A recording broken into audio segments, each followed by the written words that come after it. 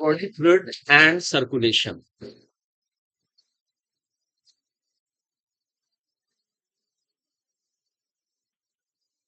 इसके अंतर्गत अभी तक आप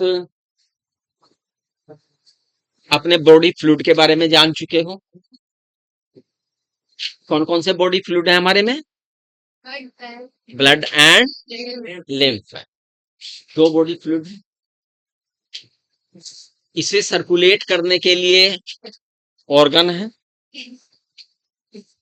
हमारे सर्कुलेटरी सिस्टम का जो पंपिंग स्टेशन है, जिसका मेन काम पंपिंग करना है, उसका नाम क्या है? हार्ट है। ये बच्चा, ऐसे एनिमल का नाम बताइए या उस फाइलम का नाम बताइए जिनके हार्ट में केवल 2 चैम्बर होते हैं। कोई बोलना नहीं है, हाँ? एम्फीबियंस। एम्फीबियंस के हार्ट में 2 चैम्बर होते हैं। कोई 3 चैम्बर वाला बताइए। 3 चैम्बर वाला?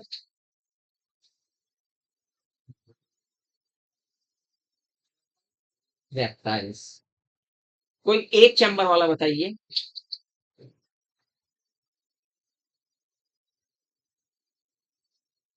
हैं? 4 चैम्बर वाला बता दो। इसमें सबसे पहले आओ, सबसे पहले कितने चैम्बर का पूछा था हमने? 2 चैम्बर। आपने क्या बताया? एम्फीबियंस, है ना? 2 चैम्बर हार्ट होता है एम्फीबियंस में। कितने चैम्बर हार्ट होता है एम्फीबियंस में? 3 चैम्बर हार्ट होता है। अरे 3 तो ये रेप्टिलियंस में बता रहा है और ये सही है इसका। तो फिर कहीं तुम गलत तो नहीं हो? हाँ? तो 2 चैम्बर हार्ट किस में गया? तुम बताओ बेटा, 2 चैम्बर हार्ट किस में होता है? फिश में होता है। कौन सी, बोनी या कार्टिलेज?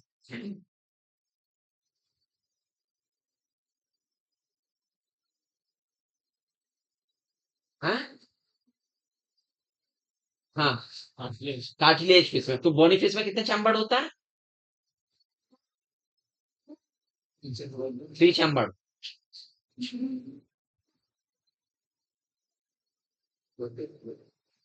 बेटा ऐसे ही फंसोगे। फिशेस में 2 चैम्बर हार्ट पढ़ाया है हमने। अब वो फिशेस के बाद हमने उसे फर्दर क्लासिफाई तो नहीं किया, तो अब फिश कोई सी आ जाए उसमें 2 चैम्बर हार्ट ही होगा, है ना? तो 2 चैम्बर हार्ट किसमें होता है? एम्फीबियंस में कितने चैम्बर होता है? 3 चैम्बर। रेप्टिलियंस में कितने चैम्बर होता है? 4 चैम्बर। बाकी बैठ जाओ। हाँ, रेप्टाइल्स में 4 चैम्बर हार्ट होता है। खड़े हो जाओ। कहाँ पढ़ा है आप? उस बुक को फाड़ के फेंक दो। अच्छा, उस रेप्टिलियंस का नाम बता दो। एनसीईआरटी तो होगी नहीं। हाँ, तो इसलिए तो पढ़ रहे हैं उल्टे सीधे। उस रेप्टिलियंस का नाम बता दो जिसमें 4 चैम्बर हार्ट होता है।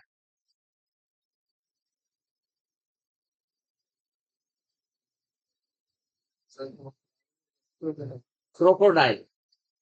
क्रोकोडाइल एक रेप्टिलियन है जिसमें 4 चैम्बर हार्ट रहता है। बैठो।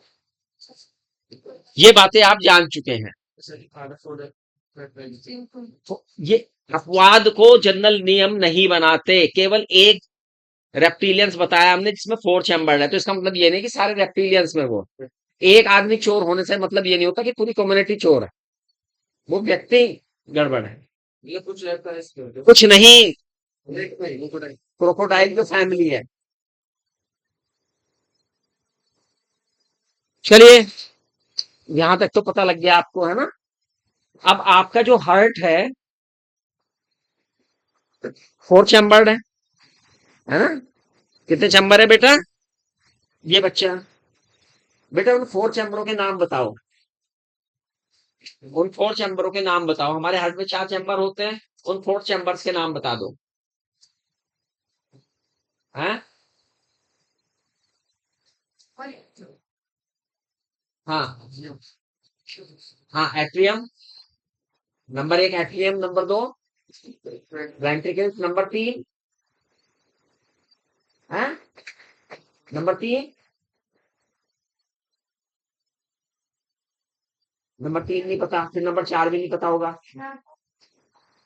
तुमने एट्रियम और वेंट्रिकल बताए, ना नंबर 3 बता रहे ना नंबर 4 बता रहे, ये तो दो ही हुए।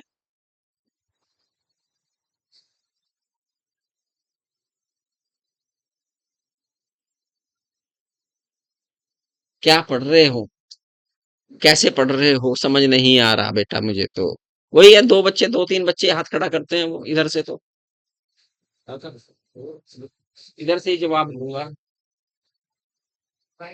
बताओ, आप बताओ। 2 एट्रियम और 2 वेंट्रिकल हैं। क्या तुम्हारा सवाल सही है? जवाब सही है तुम्हारा?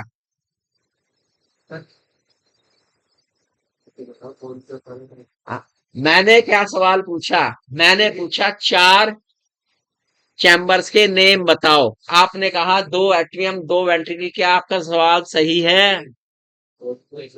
हैं? हाँ, अब आइए आप। अब आपने पिन पॉइंट पकड़ा है। अब बताओ। हाँ, अटेरियम नहीं, एट्रियम और लेफ्ट वेंट्रिकल। आलिंद बोल दो यार, बायां आलिंद बायां नीले, दायां आलिंद दायां नीले बोल दो। हम तब भी समझेंगे। हैं? आप हैं? हैं? हिंदी ठीक है। हाँ। Left atrium, left ventricle, right atrium, right ventricle. 4 नाम हैं ये। 4 4 कक्ष तो है ही है, उसके साथ 4 नाम भी। बैठिए, बैठो बेटा।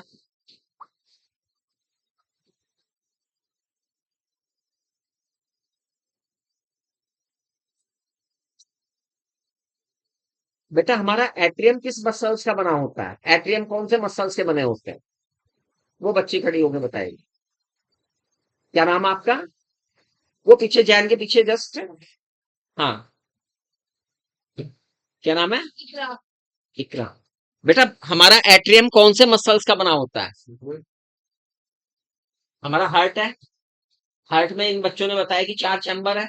उसमें ऊपर के 2 एट्रियम हैं, नीचे के 2 वेंट्रिकल हैं, जिन्हें हमने नाम दिया right atrium, left atrium, right ventricle, left. अब जो ऊपर के 2 हैं एट्रियम, वो कौन से मसल्स के बने? बने तो मसल्स बने होंगे ना, पेशियां होंगी बनी हुई उनमें। पेशियों से बनता है, क्योंकि हमारा जो है मस्कुलर ऑर्गन है, प्रोटीन का काम है उसका। तो ना बता सकते हो उस मसल्स का नाम जिससे हमारे एट्रियम बने होते हैं? नहीं बता सकते। कितने बच्चे बता सकते हैं? 1 2 3 4, और इधर से 1 2 3। हाँ,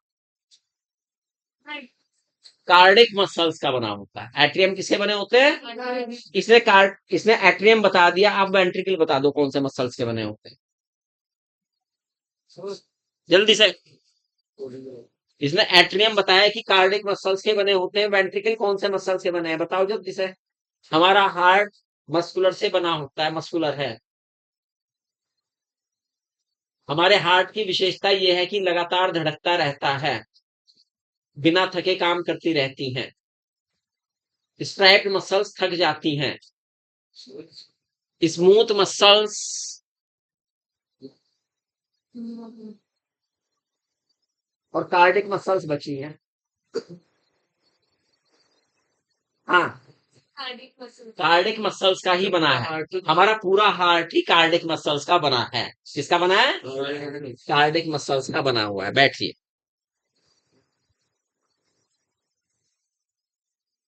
हार्ट हमारा पंप करता है ना?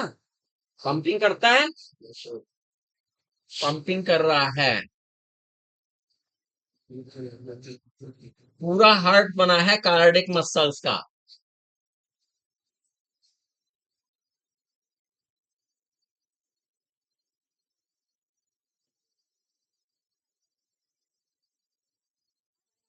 फोर चैम्बर ये हो गए, है ना? हो गए। ये बच्चा खड़ा होगा। खड़े हो जाओ बेटा। क्या नाम तुम्हारा? ऋषभ। ऋषभ बेटा, ये है लेफ्ट एट्रियम। क्लियर? ये है राइट एट्रियम। क्लियर? इन दोनों के बीच में एक बॉल आपको दिखाई दे रही है। दिखाई दे रही है। इस बॉल का नाम क्या है? आपको इसका केवल नाम बता। दो एट्रियम के बीच में ये जो सेप्टम है, ये जो वॉल है, यू वॉन्ट व्हाट? नहीं, आप बता पाएंगे? आप बता। क्या नाम है इसका? दो एट्रियम के बीच में है इंटर एट्रियम सेप्टम। मैंने बोल ही दिया, तो इसका नाम क्या हो गया? Inter atrium septum. आज आपको ही सिखाते हैं ये बात। Inter atrium centre. क्लियर? याद आ गया?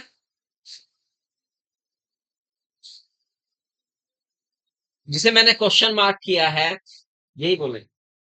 मैंने समझा के बताया है उसका नाम।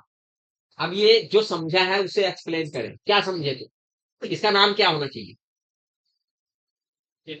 हाँ, ये राइट वेंट्रिकल है, ये left ventricle.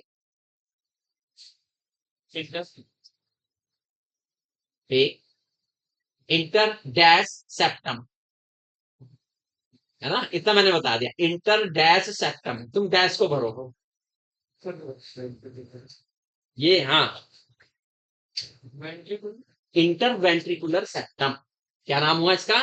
Inter ventricular septum. बैठ जाओ।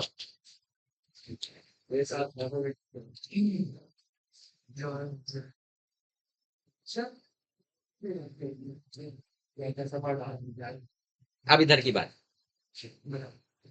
ये कौन है? एट्रियम है। ये कौन है? वेंट्रिकल।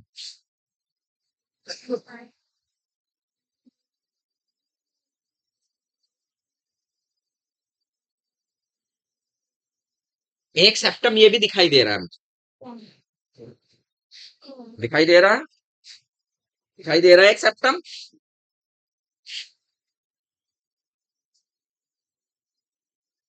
हाथ खड़ा कर। इसका क्या नाम होना चाहिए? 1 2 3 4 5 6 7 8। हाँ, तुम बताओ, तुमने बहुत दिन से पूछा। Entry ventricular septum. नहीं, थोड़ा सा गलत हो रहा है। थोड़ा सा गलत हो रहा है। हाँ जैन, एट्रियो बोलो या एट्रियो बोलो, वेंट्रिकुलर सेप्टम। एंट्रियो नहीं, है ना? Atrio ventricular septum. बैठ जाओ।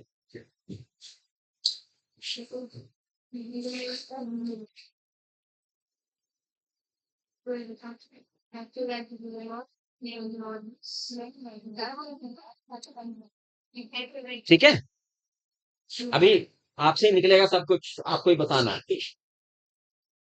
जो एट्रियो वेंट्रिकुलर सेप्टम है बेटा, इज इट कंटिन्यूअस? और इसमें ब्रेकडाउन है? ब्रेकडाउन है। एक ब्रेकडाउन मुझे यहां दिखाई दे रहा है, इसके बीच में दिखाई दे रहा है ना? ये ब्रेकडाउन दिखाई दे रहा है मुझे। मैं इसे किस नाम से पुकारूं? इसने कहा है ये जो ओपनिंग है इसे हम बाइकस्पिड वॉल के नाम से जानेंगे। किसके नाम से जानेंगे? वैसे ये है लेफ्ट एट्रियो वेंट्रिकुलर अपर्चर, है ना। और इसके ऊपर जो वॉल है इसका नाम है बाइकस्पिड। क्लियर? बैठ।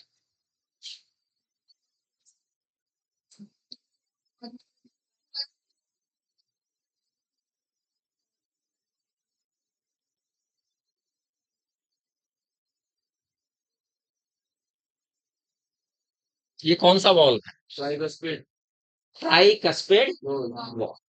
ठीक है, ट्राइकस्पिड। देख लो, याद रख लो भी है।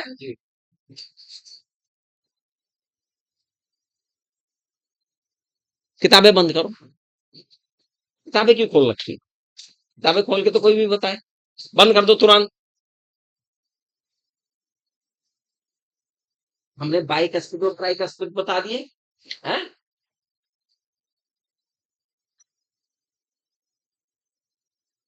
इनमें मिट्रल वॉल कौन सा है?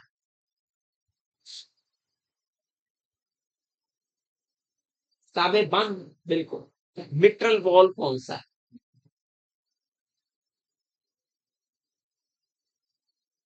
नहीं पता। अभी तो बाइकस्पिड ट्राइकस्पिड बोल रहे थे जब तक किताब खुली हुई थी। अब जानकारी कहाँ भाग गई?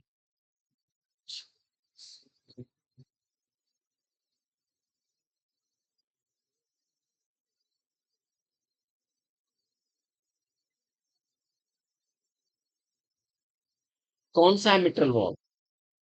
बाइकस्पिड वॉल को मिट्रल वॉल भी कहते हैं। कौन से वाले को? बाइकस्पिड वॉल को मिट्रल वॉल भी कहते हैं, है ना। बैक। अगला मेरा प्रश्न, एक लाइन। इंटर आर्ट्रियम सेप्टम और इंटरवेंट्रिकुलर सेप्टम में किसकी मसल्स स्ट्रॉन्ग हैं? वो बच्ची। इंटरवेंट्रिकुलर सेप्टम की मसल्स मजबूत हैं। इंटरवेंट्रिकुलर सेप्टम की मसल्स मजबूत हैं। बैठिए। एक और प्रश्न, ऑरिकल और वेंट्रिकल में किसके चैम्बर्स की गुहाएं बड़ी हैं? कैविटीज किसकी चैम्बर की बड़ी हैं? ऑरिकल्स की। क्या हो रहा है तुझे आजकल, पहले तो ये बता। सर आपने पहले बताया कि अगर उनकी वॉल्स ज्यादा थिक है तो उनकी कैविटी जो होगी वो तो कम ही होगी। तो फिर ऑरिकल्स की वॉल तो कंपैरेटिवली काफी थिन है ना, तो उनकी कैविटी तो बढ़। यही गलती कर जाती है बस तुम। सबसे पहले मैंने दोनों का कंपैरिजन पढ़ाया। मैंने बताया एट्रियम की तुलना में वेंट्रिकल के चैम्बर बड़े हैं। चैम्बर बड़े हैं। अब इस कमरे की दीवार में कितनी भी बड़ी कर लूं, कितनी भी मोटी कर लूं, क्या इस कमरे से बड़ी हो सकती है कैविटीज की? तो पहले तो मैंने वो कंपेरिजन, फिर वेंट्रिकल का वेंट्रिकल के साथ कंपैरिजन बताया। तो तुमने वेंट्रिकल का जो चैम्बर का कंपैरिजन वेंट्रिकल के साथ बताया था उसे ओरिकल के साथ करके आंसर दे दिया, इसलिए गलत हो। समझ में आया नहीं? बैठ। तो किसकी चैम्बर बड़े होते हैं? वेंट्रिकल्स के चैम्बर बड़े होते हैं जब ऑरिकल और वेंट्रिकल की तुलना करते हैं। क्लियर हुआ? और वॉल की तुलना करते हैं तो किसकी वॉल ठीक है? ऑरिकल की या वेंट्रिकल की? वेंट्रिकल्स की वॉल। Is that clear? यहां तक बात आ गई समझ में बच्चों को? Bicuspid valve, tricuspid valve, mitral valve समझ में आ गए, है ना। यार इस बच्चे से क्यों खड़ा हो? कल तो तू भाग गया था ना हमारी क्लास में से, है ना। वही है ना तू बच्चा? हाँ। अब बता, सेमी लूनर वॉल कहाँ होते हैं? इधर से नहीं आवाज आनी चाहिए। सेमी लूनर वॉल कहाँ होते हैं हार्ट में? इस पूरे हार्ट में सेमी लूनर वॉल कहाँ है?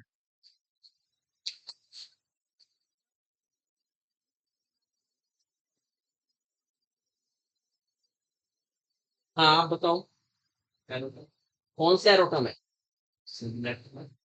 लेफ्ट एरोटा में। लेफ्ट एरोटा कौन सा है?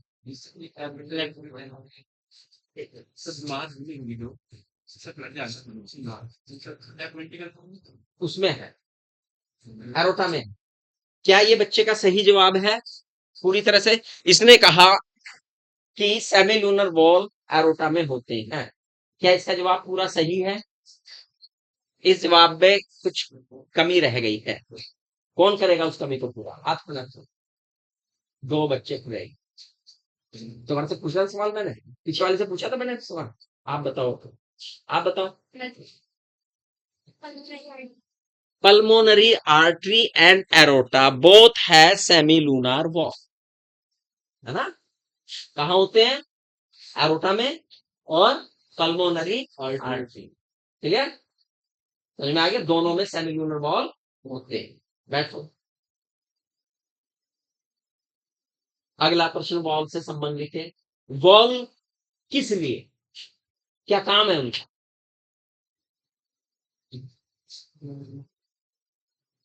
इधर से हाथ खड़े करो पहले। एक, हाँ। तुम्हारा हाथ में पंप करता है तो वो वापस बैक ना बाजे, इसलिए वो फिर रुकते रहते हैं। और पंप ना करे तो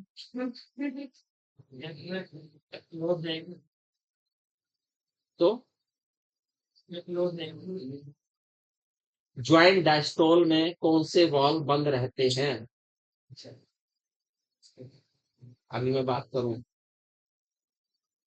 सही जवाब नहीं आया अभी। आप देखना, अभी सही जवाब आ जाएगा तब देखना जो आपने जवाब दिया है और जो सही जवाब है उसके बीच में क्या डिफरेंस है। हाँ वो बच्ची बताएगी। इन फंक्शन ऑफ वन, जब वन यूनि डायरेक्शन, वो जरूर बोलना है। Flow of blood in one direction, किसी एक डायरेक्शन में करेंगे, ऑपोजिट डायरेक्शन में ब्लड की एंट्री नहीं दे। वॉल का ये फंक्शन होता है। ठीक है? इसमें इसके साथ जरूरत ये नहीं कि जब कॉन्ट्रैक्ट करता है तब, या जब कॉन्ट्रैक्ट नहीं कर रहा है तब, है ना? हमेशा यही काम, चाहे वो कॉन्ट्रैक्ट करे हार्ट, चाहे नहीं। ठीक है ना? वापस एंट्री तो दे ही नहीं सकती, होती ही कॉन्ट्रैक्शन में वापस एंट्री का तो मतलब नहीं, प्रेशर इतना है ना? बैठ, ठीक हो गया है? अब हमारा हार्ट का ये जो लेफ्ट एट्रियम है बेटा, एट्रियम में कौन खुलती है पहले तो ये बता। कौन सी ब्लड वेसल्स एट्रियमों में खुलती हैं? एट्रियम कहा मैंने, ना लेफ्ट कहा ना राइट कहा। कौन सी ब्लड वेसल्स एट्रियम में खुलती हैं? वेन्स। एट्रियम में कौन खुलती है? वेन्स। और कौन सी ब्लड वेसल्स वेंट्रिकल से निकलती हैं? हैं? आर्टरीज। क्लियर हो गया? इतना बात तो सबको क्लियर है कि भाई एट्रियम है तो वेन्स आएगी और वेंट्रिकल है तो आर्टरीज। क्लियर? अच्छा, ये कौन सा एट्रियम है? Left atrium. सबसे महत्वपूर्ण सवाल है जो याद करने के हिसाब से सबसे महत्वपूर्ण, मैंने कहा कि ये पॉइंट सबको याद रहना चाहिए। इस पॉइंट में किसी को कोई भी कंफ्यूजन नहीं होना चाहिए। ये बच्ची बताएगी, इससे मुझे अपेक्षा, कल इसने मेरा लेक्चर बहुत ध्यान से सुना था, मुझे पता है ना? क्या नाम तुम्हारा? आरजू। बेटा आरजू, ये जो हमारा लेफ्ट एट्रियम है, इसमें कौन सी वेन की ओपनिंग है? एक वेन खुलती है इसमें। वेरी, कौन सी वेन खुलती है? Pulmonary vein. गुड आरजू, बैठ जाओ।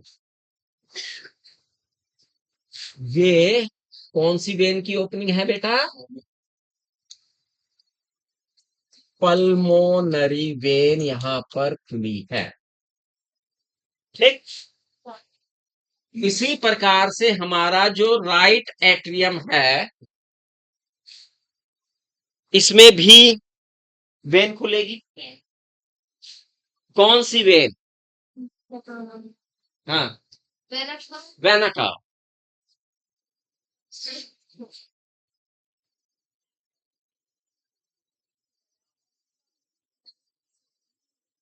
ठीक है, क्लियर। ये कौन सा वेंट्रिकल है? लेफ्ट वेंट्रिकल है। लेफ्ट वेंट्रिकल से एक आर्टरी निकलती है। क्या निकलती है? आर्टरी निकलती है। उस आर्टरी का नाम बताना है। एक बच्चे का हाथ चलो, 2 3। हाँ, अरोटा। कौन खुल रही है? अरोटा।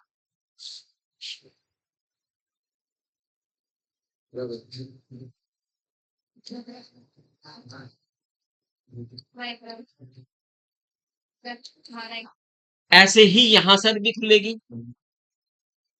यहां से कौन सी है ये? पल्मोनरी।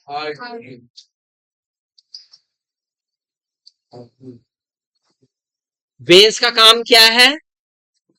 बॉडी से बॉडी करेक्ट हार्ट में अगर हम हार्ट के प्रत्यक्ष में देखें तो हार्ट में ब्लड लाना, बॉडी के अदर पार्ट से हार्ट में ब्लड लाना। और आर्टरीज का काम क्या है? ब्लड लेकर ब्लड को ऑर्गन्स में पंप करना।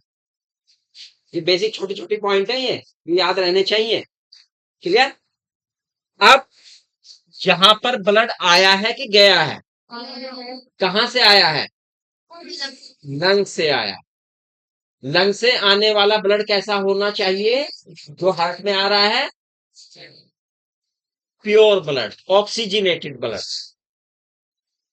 ये रहा। और ये ब्लड कहाँ गया? यहां जाएगा।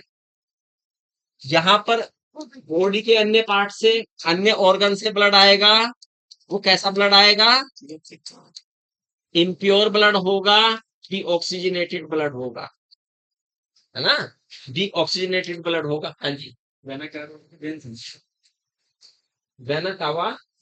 हाँ जी,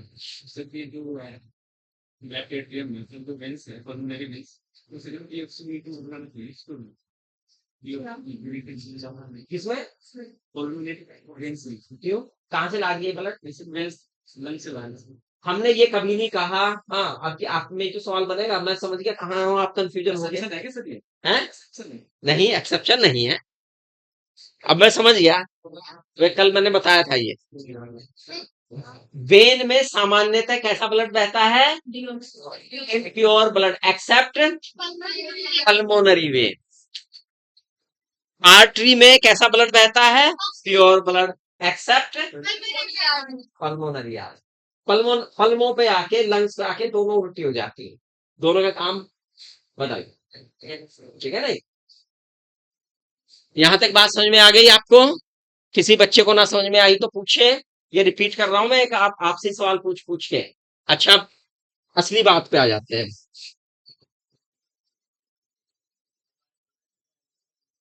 नहीं, सारे कर, फिर डायग्राम दोबारा बना। कुछ हिस्सा चाहिए मुझे।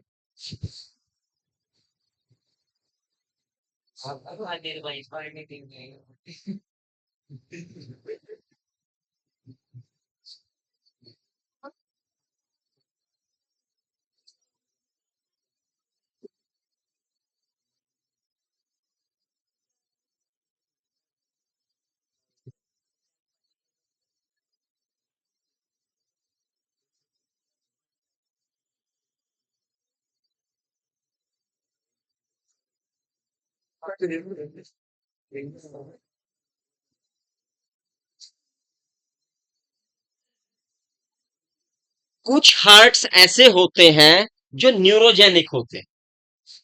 लोअर एनिमल्स में पाए जाने वाले, एनिमेट्स वगैरह में पाए जाने वाले जो हार्ट है, न्यूरोजेनिक, नर्व से कंट्रोल रहते हैं। लेकिन कुछ हार्ट्स ऐसे होते हैं जो मसल्स में अपने द्वारा ही नियंत्रित रहते हैं। उन्हें मायोजेनिक है। उन्हें हम क्या कहते हैं? ह्यूमन हार्ट इनमें से किस टाइप का है? हमारा हार्ट कैसा है? मायोजेनिक है। वो न्यूरोजेनिक नहीं, मायोजेनिक है। अब मायोजेनिक है तो उसका कंट्रोल भी स्वयं होगा। और जब उसकी कंट्रोलिंग स्वयं है तो उसके अंदर एक सिस्टम होगा। उस सिस्टम का नाम, उस टिश्यू का नाम बताइए जो इस कंट्रोलिंग करने में, रेगुलेट करने में हेल्प करता है। उ, उस टिश्यू का नाम क्या है? Nodal tissue. क्या नाम है बच्चों? Nodal tissue. अब मेरे प्रश्न शुरू होंगे।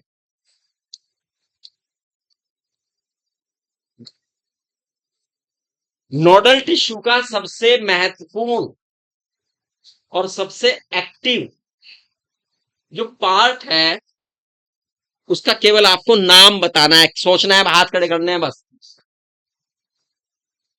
उसका नाम बताना है, नोडल टिश्यू का जो सबसे एक्टिव पार्ट है।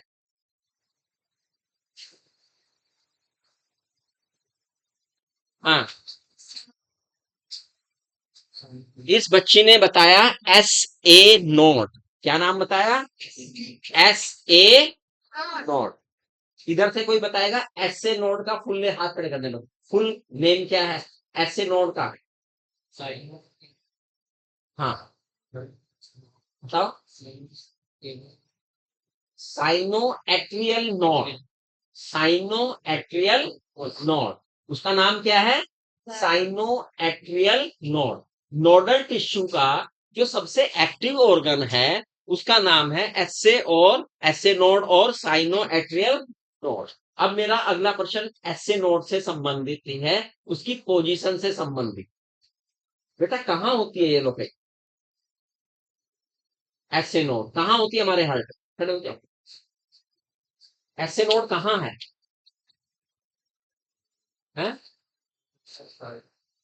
Left atrium. हाँ, तो बता रहा था, हाथ खड़ा किया तुमने, बता रहा। Left atrium. ऐसे नोड कहाँ? तो इसने तो लेफ्ट बताया, तो फिर तूने ये ध्यान नहीं सकता, तो फिर हैं? एट्रियम नहीं, atrium. Atrium, right atrium. Right atrium में कहा? राइट एट्रियम तो बहुत बड़ा है। अपर, कौन सा अपर?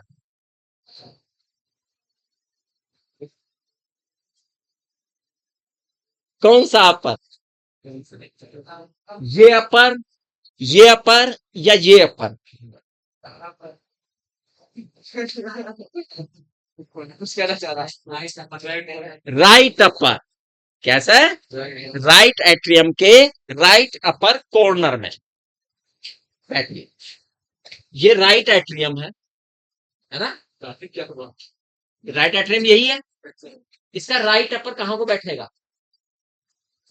यहां, यहां। यस, एस ए, बिल्कुल ठीक। सब बच्चों को लोकेशन पता लग गया ना? कोई कंफ्यूजन तो नहीं है? हैं? ऐसी ही एक और नोट पाई जाती है हार्ट की। पाई जाती है? नाम बता बेटा उसका, नाम बता दो बस। अभी आएंगे, आएंगे, अभी इधर भी तो पूछे। A V node. क्या नाम बताया? A V node. बैठ। एवी नोट की फुल फॉर्म कौन बताएगा? तेरे से हो गया क्वेश्चन, अभी और कोई बताएगा? और कोई बता रहा? ऑट्रियो वेंट्रिकुलर नोड, बिल्कुल ठीक है, वेरी गुड। बैठ जाओ। अब बात फिर तीसरी वहीं आ जाएगी। क्या? कहाँ है तीसरी क्वेश्चन? कहाँ है? कहाँ होती है? कौन बताएगा कहाँ होती है? जैन।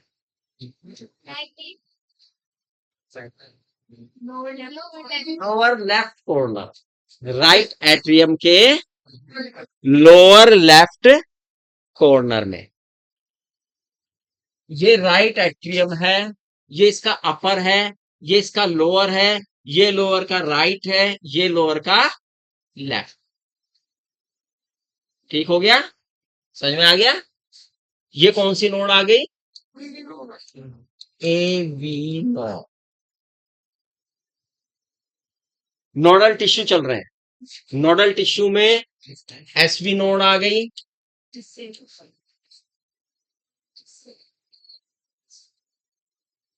एवी नोड आ गई। अब तीसरा,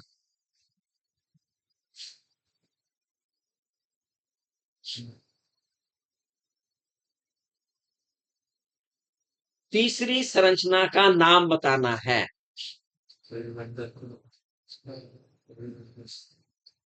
तुमने आज कोई भी जवाब दिया तो बता। Sir A V bundle. A V bundle, एक बंडल है जिसका नाम क्या है, एवी बंडल।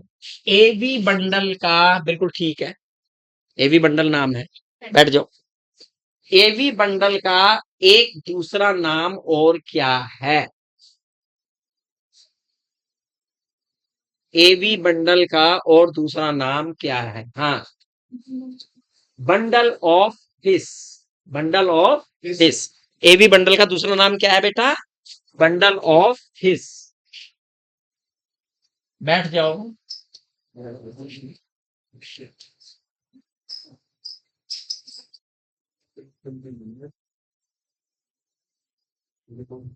बंडल ऑफ हिस की या एवी बंडल की लोकेशन क्या है? कितने बच्चों को? हाँ,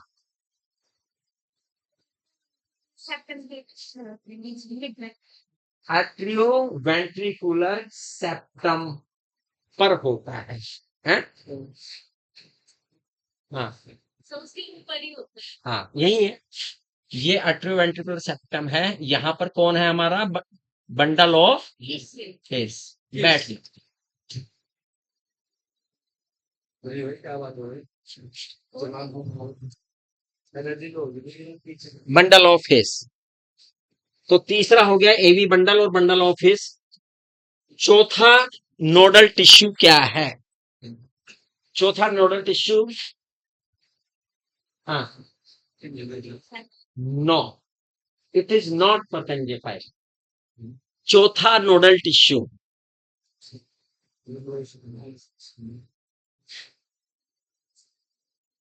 चौथा नोडल टिश्यू, एक बच्चे का हाथ खड़ा हुआ है। हाँ, सर राइट और left. Right and left AV bundle, और you can say right and left branch of A V bundle है। इसके बाद तो भैया ये चला है यहां से, ये एक ब्रांच गई और फिर ये दो branch, right branch of A V bundle. बैठ जाओ। और पांचवा क्या है? Purkinje fibre. कहाँ होते हैं पुरकिंजे फाइबर? हाँ, कहाँ? अब आएगा मजा। खड़ा हो, खड़ा हो जा, तू बता, उसे क्या पूछ रहा? राइट एट्रियम में पुरकिंजे फाइबर होते हैं। ये रे पुरकिंजे फाइबर। अब तुमने अपनी हंसी बनवा ली, इतना गलत जवाब दे। जब चुप रहता तो ज्यादा ठीक रहता। ये बहुत गलत बताए। चुप रहता तो ज्यादा ठीक रहता। सर वो तो जब right A V bundle, right A V bundle, हाँ, राइट एवी बंडल। बैठ, आधा सही है अभी। उसमें ये बता रहा है कि भैया ये राइट एवी बंडल जो है इसमें है, तो लेफ्ट एवी बंडल में क्या है?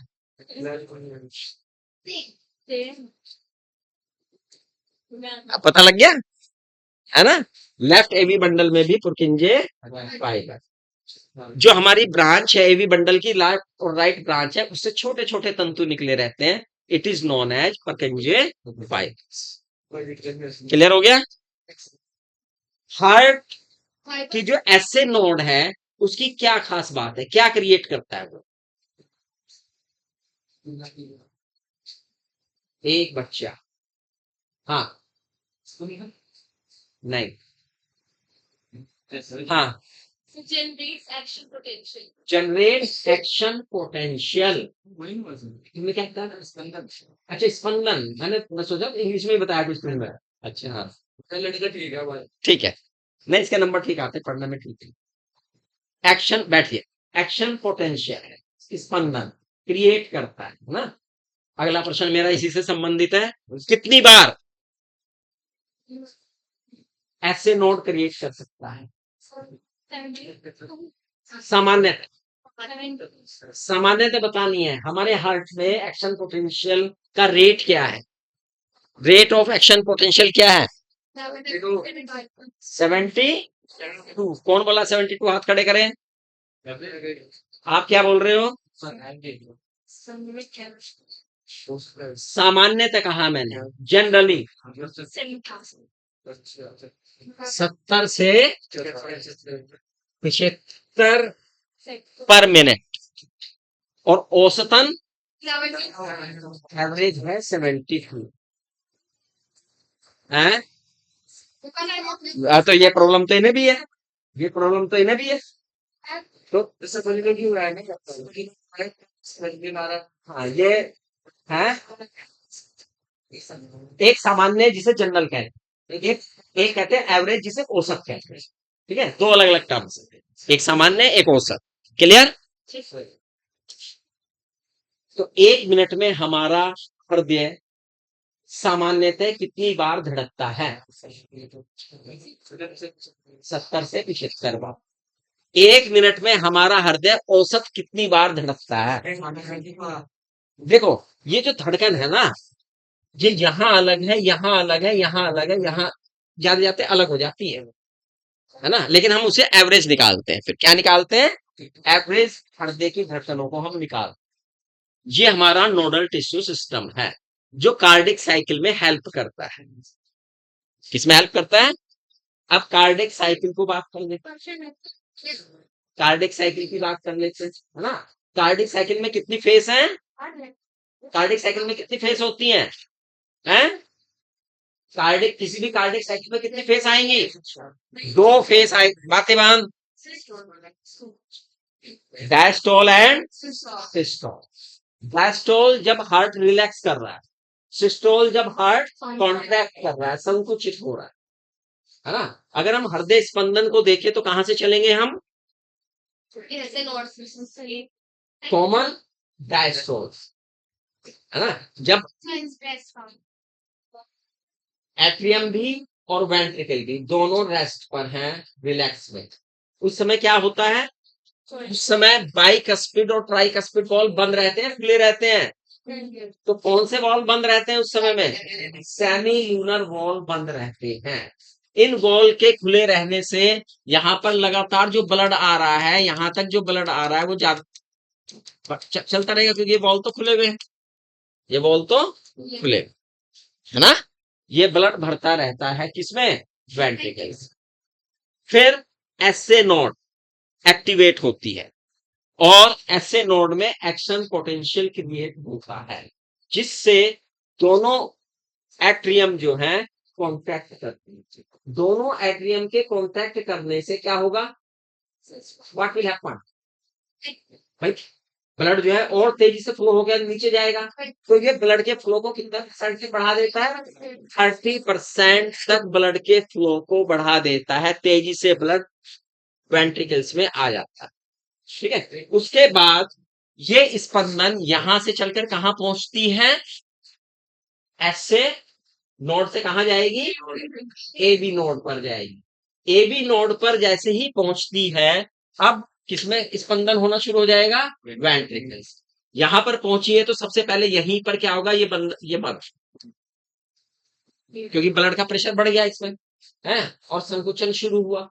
ये संकुचन अब धीरे धीरे क्या पहुंचेगा? आगे पहुंचेगा। ब्लड इसमें भरा हुआ, जैसे ही ब्लड का प्रेशर और क्रिएट होगा, जो सेमी लूनर वॉल्स हैं उनपे प्रेशर बढ़ेगा और वो क्या होंगे? उनके खुलते ही सारा का सारा ब्लड जो वेंट्रिकल्स में भरा हुआ है वो सारा का सारा उनमें फ्लो हो जाएगा। सेमी लूनर वॉल्व में पल्मोनरी आर्टरी में भी और आरोटा में भी फ्लो हो जाएगा। उसके जाते ही क्या होगा? वेंट्रिकल में क्या हो जाएगा?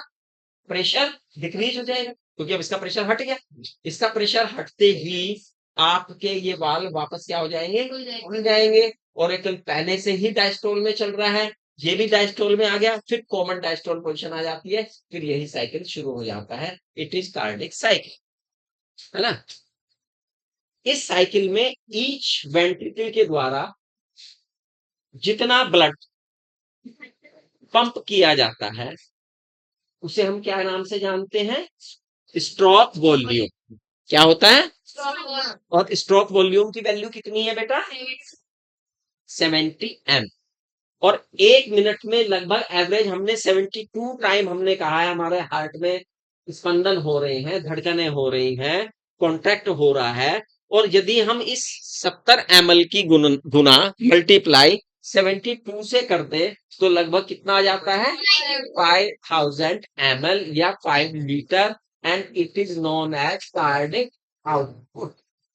It is known as cardiac output. Cardiac output को बढ़ाया और घटाया भी जा सकता है। इसे बढ़ाया और घटाया भी जा सकता है क्योंकि मायोजेनिक है आपका हार्ट। कंडीशन देख लेगा कैसी है कैसी नहीं। क्लियर? यहां तक बात समझ में आई सब बच्चे? अगर हम अपने हार्ट के सिस्टम को देखें तो ब्लड वेसल्स है हमारे, उसमें ब्लड वेसल्स की एक मॉर्फोलॉजी है, एनाटॉमी। कितनी लेयर की बनी होती है हमारी ब्लड वेसल्स? 3 लेयर। कितनी की? सबसे बाहरी लेयर का नाम क्या है? Tunica externa. ट्यूनिका एक्सटर्ना बताया है इस बच्ची ने। ट्यूनिका एक्सटर्ना, इधर से कोई बताएगा ट्यूनिका एक्सटर्ना किसकी बनी होती है? इधर से कोई बताएगा ट्यूनिका एक्सटर्ना बनी किसकी होती है? नहीं पता। इधर से किस किस को पता है ट्यूनिका एक्सटर्ना किस किस की बनी होती है? वेरी गुड, 2 बच्चों ने। हाँ, किस किस की? fibrous connective tissue with collagen fiber. Fibrous connective tissue with collagen fibre. With collagen fibre connective tissue है कोलेजन फाइबर्स के साथ है। क्लियर? उसके बीच में फिर एक और लेयर है, सेकेंड लेयर। इसका नाम क्या है? Tunica media. ट्यूनिका मीडिया किस चीज की बनी होती है? कौन बताएगा? Smooth muscles with elastic fibre. किसकी बनी है? Smooth muscles with elastic fibre. Artery और वेन में कौन से लेयर में डिफरेंस रहता है? Thickness of tunica media. Thickness of tunica media. इसके बाद एक और तीसरी लेयर है, इसका नाम क्या है? Tunica intima. ट्यूनिका ये किसकी बनी होती है? स्क्वैमस एपिथेलियम की बनी होती है। किसकी बनी होती है? स्क्वैमस एपिथेलियम की बनी होती। ठीक है? हम में सिंगल सर्कुलेटरी सिस्टम है या डबल सर्कुलेटरी सिस्टम है? डबल कैसे है? क्यों है डबल? क्यों कह रहे हैं हम डबल?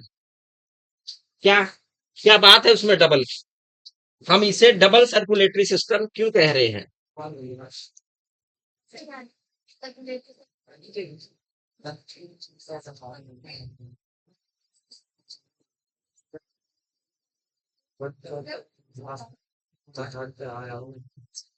इसे डबल सर्कुलेटरी सिस्टम क्यों कहा है, जरा ये समझाइए।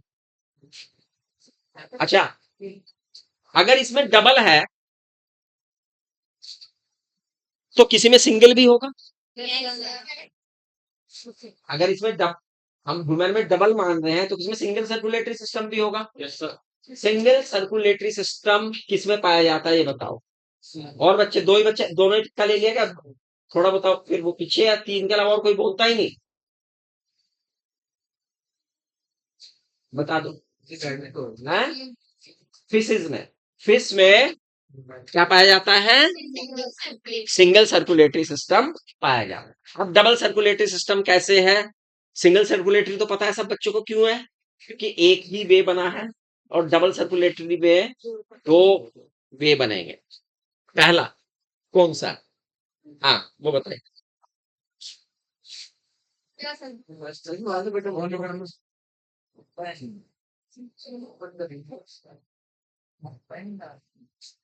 सबसे पहले जो हमारा लेफ्ट एट्रियम है उसमें पल्मोनरी वेन ला रही है कैसा ब्लड? Blood, oxygenated blood. और ये ब्लड किसे दिया जा रहा है? लेफ्ट वेंट्रिकल को। और वहां से एरोटा में जाएगा, उसे तो बाद में देखेंगे।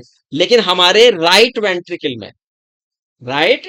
वेंट्रिकल में कैसा ब्लड आ गया? इम्प्योर ब्लड, और वो किसको जा रहा है? पल्मोनरी को। पल्मोनरी के साथ एक चक्र तो हमारा पूरा बन गया, एक तरफ पल्मोनरी आर्टरी, पल्मोनरी वेन, एक साइकिल बना ले जो प्योर और इम्प्योर ब्लड का सर्कुलेशन कर रही। दूसरा इसका उल्टा हो गया, एक एरोटा, और एरोटा के बाद वेना कैवा, एरोटा के बाद वेना कैवा। एरोटा में प्योर ब्लड है, टिश्यूज को जा रहा है, और टिश्यू से इम्प्योर ब्लड हार्ट को आ रहा है। तो इस तरह से दो साइकिल यहां पर बनते हैं। कितने साइकिल बनते हैं? दो साइकिल बन जाते हैं। इन दो साइकिल के बनने से, इन दो साइकिल के बनने से सर्कुलेशन कितने वे में चल रहा है? 2 वे में चल रहा है। That's why it is called double circulatory system. समझ में आया सब बच्चों को? मैंने चित्र बनाया था वो दिखाने के लिए।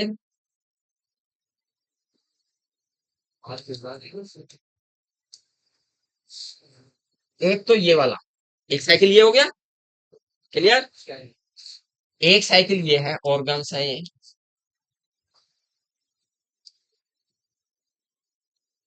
एक साइकिल ये, तो हमारी बॉडी में 2 साइकिल बन रहे हैं, तो डबल सर्कुलेटरी सिस्टम। इसके अलावा हिपेटिक पोर्टल सिस्टम भी है हमें।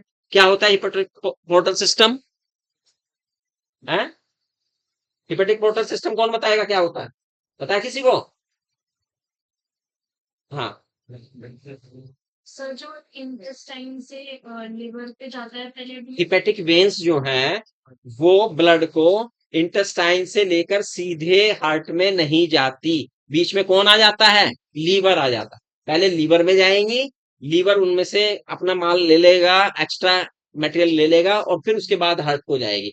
तो ये सिस्टम बनता है, इसे हम क्या कहते हैं? Hepatic portal system. एक कोरोनरी सिस्टम भी हो, एक कोरोनरी सिस्टम भी है। हार्ट को अपनी सप्लाई करने के, हार्ट को अपनी सप्लाई करने के लिए, हार्ट को भी तो चाहिए ना, काम कर रहा है इतना ब्लड, तो उसे भी अपनी चाहिए। तो कोरोनरी आर्टरीज होती है। क्या होती है? कोरोनरी आर्टरीज होती हैं। ये कोरोनरी आर्टरीज जो है हार्ट को ब्लड सप्लाई करती। क्लियर? अब जो हार्ट आपका कार्डिक साइकिल है, क्या इसका ग्राफिकल रिप्रेजेंटेशन किया जा सकता है? Yes sir. उसे क्या बोलते हैं? ई सी, क्या बोलते हैं?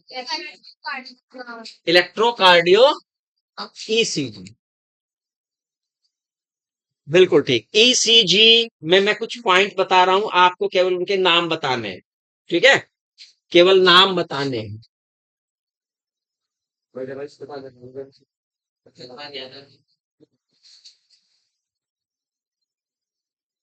इस वेव का नाम बताइए, पीक पे आई है पी वेव। ये ये ये और ये पी। पी क्या इंडिकेट कर रहा है? पी वेव क्या इंडिकेट करती है? Deep polarisation of. क्यू क्या कर रहा है? क्यू क्या इंडिकेट कर रहा है? Ventricular systole start within some time, within a second, within millisecond, यानी इस तरह का है ना। और ये पूरा कॉम्प्लेक्स क्या कर रहा है? Depolarization of ventricle. ये क्या कर रहा है? यहाँ पे नॉर्मल चल रहा है, और टी जब आ रहा है तो ये रीपोलराइजेशन, ये क्या कर रहा है? Repolarisation of ventricle. क्लियर? मैंने कल क्या बताया था? मैंने बताया ऑरिकल्स किस में खुल रहे हैं? उसके लिए कोई भी सीधे सीधे टच है वो तो, है ना। बड़ा संकुचन किसमें हुआ है? बड़ा स्पंदन किसमें हुआ? वेंट्रिकल से। ठीक है, तो इसमें कल ये बात मैंने बताई थी। क्लियर हो गया इतना? अब कुछ एबनॉर्मलिटीज आपके हैं, है ना। हमारे सर्कुलेटरी सिस्टम की कुछ क्या है? एबनॉर्मलिटी, जिन्हें हमें देखना। एक है हाइपरटेंशन और high blood pressure. Blood pressure को नापने का जो आला होता है, जो यंत्र होता है, उसका नाम क्या है? स्फिग्मोमैनोमीटर। क्या नाम है बेटा? स्फिग्मोमैनोमीटर। ये मैनोमीटर है, दाब मापी है। तो दाब मापी है, तो इसका मतलब इसमें जो पारा मिलीमीटर एचजी में दाब नापा जाता है, मिलीमीटर एचजी में। एक सामान्यतः हमारे ब्लड प्रेशर 2 टाइप का होता है, एक सिस्टोलिक ब्लड प्रेशर, एक डायस्टोलिक। निश्चित रूप से सिस्टोल में ज्यादा होता है। सिस्टोल में कितना होता है? एक नॉर्मल का 120 मिलीमीटर Hg और डायस्टोल का कितना होता है? 80 मिलीमीटर Hg। जब किसी व्यक्ति का ब्लड प्रेशर बार बार नापने पर भी 140 से 90 के बीच आता है, 140 और कितना आता है? 90, तब हम डिक्लेयर कर देते हैं, डॉक्टर कह देते हैं it is the patient of high blood pressure. फिर उसकी दवाई शुरू हो जाती है। हाई ब्लड प्रेशर जो है एक व्याधि है और ये हमारे ब्रेन और किडनी को इफेक्ट करती है। किसको इफेक्ट करती है? ब्रेन और kidney. Brain stroke, kidney failure की कारण बन सकता है हाई ब्लड प्रेशर। ठीक है। एक दूसरी एबनॉर्मलिटी है कैट। क्या कहते हैं इसे? Coronary artery disease. Coronary artery कौन है? जो हमारे हार्ट को ब्लड सप्लाई कर रही है। अब ये कोरोनरी आर्टरीज बेटा ब्लॉक हो जाती हैं। किस कारण से ब्लॉक हो जाती है? इनके बीच में कचरा फंस जाता है। इस कचरे में क्या क्या हो सकता है? इस कचरे में हो सकता है कैल्शियम, इस कचरे में हो सकता है कोलेस्ट्रॉल, इस कचरे में हो सकती है फैट, इस कचरे में हो सकते हैं फाइबर। इस कचरे में हो सकते हैं फाइबर। और जब हार्ट को प्रॉपर सप्लाई बाधित होने लगती है तब हम कहते हैं कि पेशेंट क्या हो गया? कैट। तभी कहा जाता है एंजियोप्लास्टी करा लो, एंजियोग्राफी कराओ, है ना। एंजियोग्राफी और एंजियोप्लास्टी की तरफ तभी बढ़ते हैं। ठीक है। एक और तीसरी डिजीज क्या है? एंजाइन। एंजाइना पेन, एंजाइना पेक्टोलरिस भी बोला जाता है।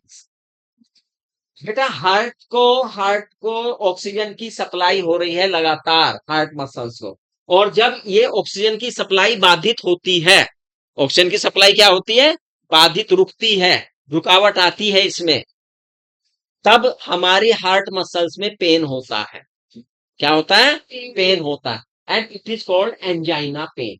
एंजाइना पेन वैसे तो हर उम्र के स्त्री और पुरुष को हो सकता है, लेकिन जो मिडिल एज के होते हैं उनमें इसकी संभावना ज्यादा रहती है, उसमें एंजाइना पेन की संभावना ज्यादा रहती है।